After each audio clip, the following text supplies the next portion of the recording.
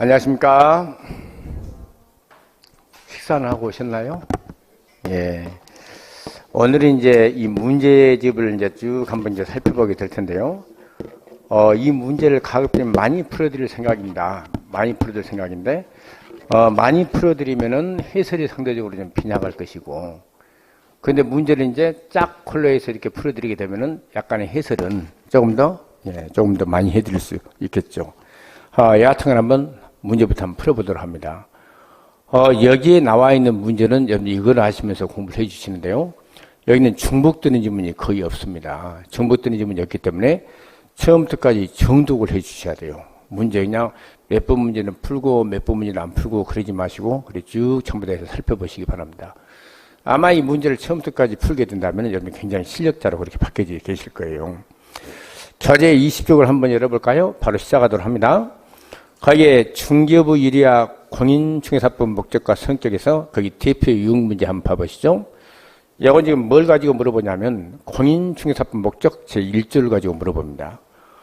여러 가지 형태로 시험 문제 나왔었죠. 근데 그 어떤 형태로 시험 문제 나왔더니 간에 그걸 기억해 주면 돼요. 이 법은 공인중개사의 업무 등에 관한 사항을 정하여 그 전문성을 제고하고 부동산 중개업을 건전하게 육성하여 국민경제에 이바지함을 목적으로 한다. 여러분들 옆에다가 요약집을 펼쳐놓는데 그 8쪽을 한번 열어보면요. 거기 02번에 공인중개사법 목적이라고 나와 있죠. 그 두 줄을 여러분들이 기억하고 계신지를 물어보는 문제입니다. 그럼 그게 입에서 나오면 이 문제는 해결되죠. 이 법은 공인중개사의 업무 등에 관한 사항을 정하여 그 전문성을 제고하고 부동산 중개업을 건전하게 육성하여 국민경제에 이바지함을 목적으로 한다. 그럼 봐보면요. 가게 방금 제 입에서 나왔던 거 보면요. 부동산 중개업 건전 육성이란 말 나옵니까? 안 나옵니까? 중개업을 건전하게 육성하여 나왔죠. 그리고 공인중개사의 전문성 제고란 말 나옵니다.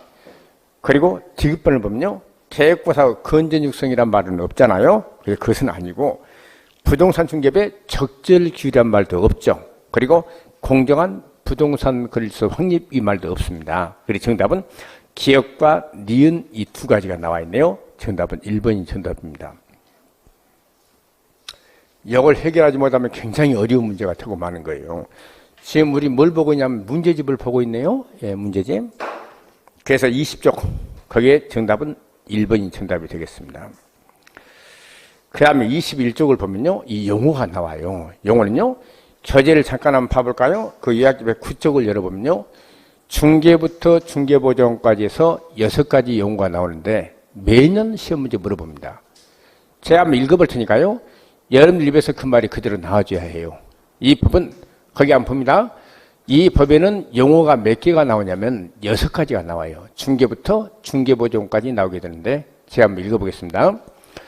중개라면 제3조의 규정에 한 중개대상물에 대하여 거래 당사자 간의 매매, 교환, 임대차, 그 밖의 권리의 득실 변경에 관한 행위를 알선하는 것을 말합니다.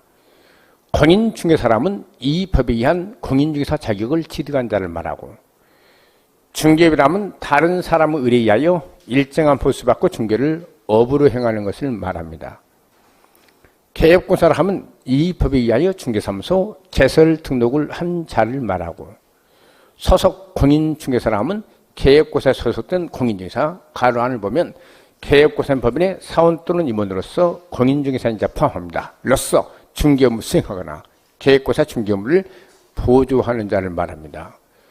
마지막 중개보전이라면 공인중개사가 아닌 자로서 개업고사에 소속되어 중개대상물에 대한 현장 안내 및 일반 사무 등 개업고사 중개업무와 관련된 단순한 업무를 보조하는 자를 말한다. 이 6가지가 시험 문제 거의 매년 나오고 있어요. 그러면 작년도 시험 문제가 어떻게 나왔는지 한번 봐볼까요? 거기 대표용 문제 한번 봐보세요.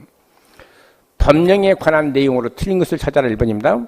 개업공사에 소속된 공인중개사로서 중개업무 수행하거나 개업고사 중개업무를 보조하는 자 소속 공인중개사이다. 괜찮습니까? 맞죠. 21쪽 보고 있네요 지금. 거기에 작년도 시험 문제예요.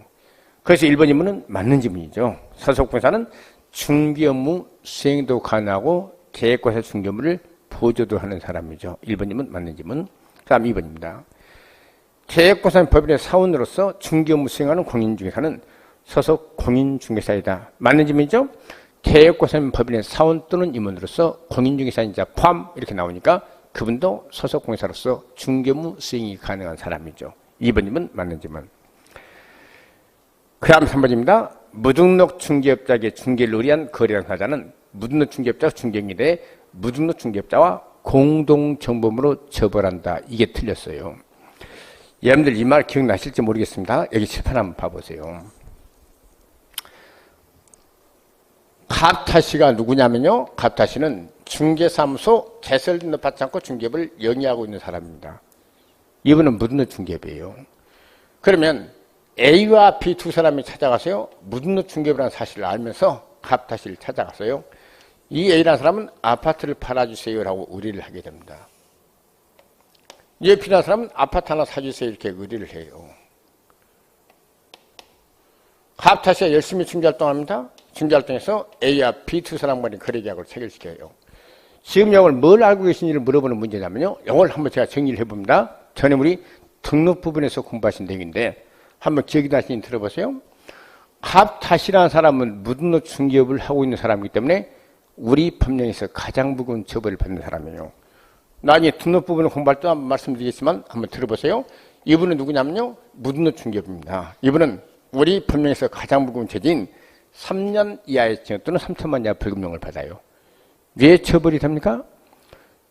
등록 받고 난 다음에 중개업을 해야 적법한데 등록 안 받고 중개업을 하고 있다면 적법 요건을 갖추지 못하고 위법행위이기 때문에 처벌이 되는 겁니다. 그래서 등록은 적법 요건이다라고 이야기해요. 등록은 적법 요건이다. 이 그림을 가지고 제가 5가지를 정리해드린 바가 있어요. 등록은 적법 요건입니다. 그런데 이런 처벌을 받을 수 있는 사람은 징계로 A와 B 두 사람 간의 거래계약이 체결됩니다.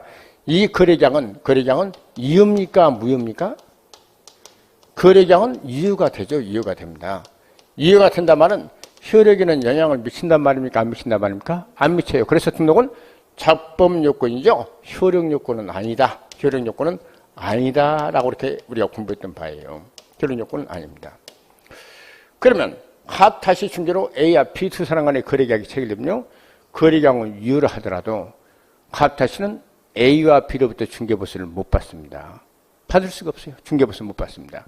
그런데 여기서 지금 뭘 물어보고 있냐면 그러면 이런 무등록 중개업을 하고 있는 사람을 찾아가서 A와 B라는 두 사람이요. 팔아달라 사달라고 의뢰했죠. 이분들은 그럼 어떤 죄질을 받을 것인가 문제가 되는데 우리 대부분에서는요. 이분들에 대해서는 우리 법률상 처벌 규정이 없기 때문에 처벌을 합니까? 못합니까? 처벌할 수가 없다. 이렇게 공부했던 거예요. 대부분 판결입니다. 그런데 거기 보니까 무등록 중개업자 중개인데 무등록 중개업자와 공동정범으로 처벌한다. 공동정범은 여러분들 밖에서 공범이라고 많이 들어보셨죠?